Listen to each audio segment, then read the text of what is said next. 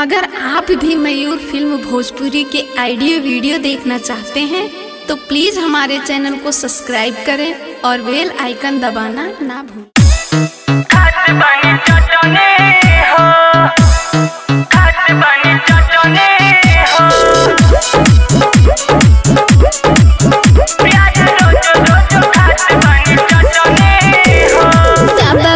Super बड़ा राजा जी हमार हो, जितना बड़ाई करी कमे बतोहार हो।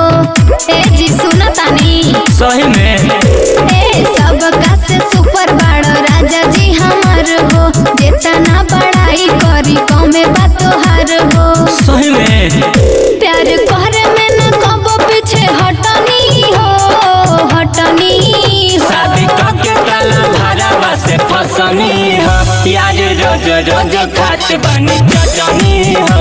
हम आज लेना एक के चटनी हो, प्याज रोज रोज खात बनी चटनी हो।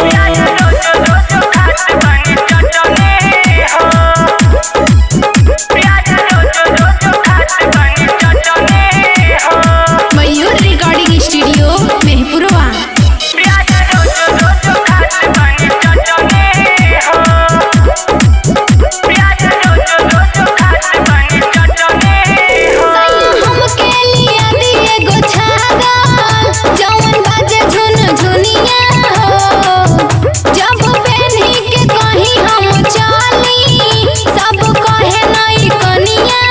बेचवा घर बार लगे बेचे के परी एगो पाड़ा हो, दोसर बाबे नचारा हो।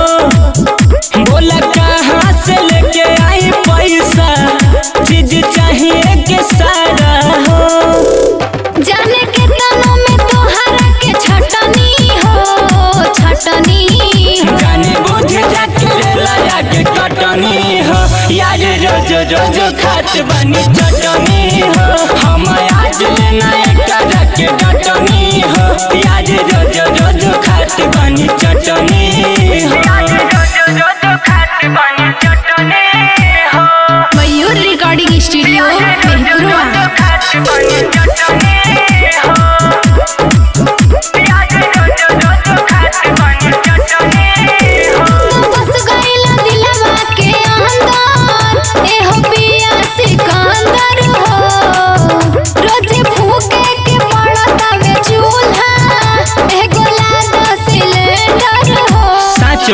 बज गइल बाबे पूरा बाजा, गज फसल बारे बबलू राजा।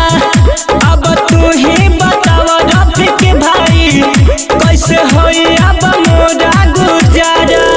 बड़ी खुश अंकिता राउर पत्नी हो, पत्नी हो। शादी करके काला भरावा से फसनी हो, यार रोज रोज खात बनी चटनी हो।